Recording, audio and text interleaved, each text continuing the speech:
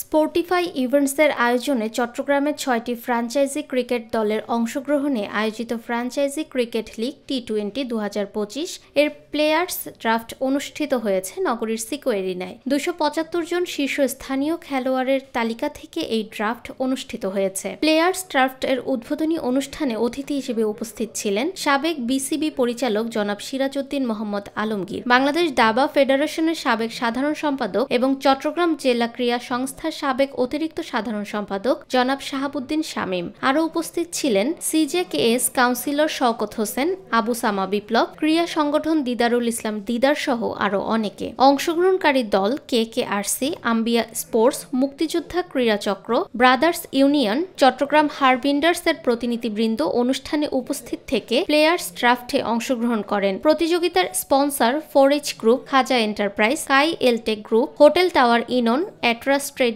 Agency, Sico arena.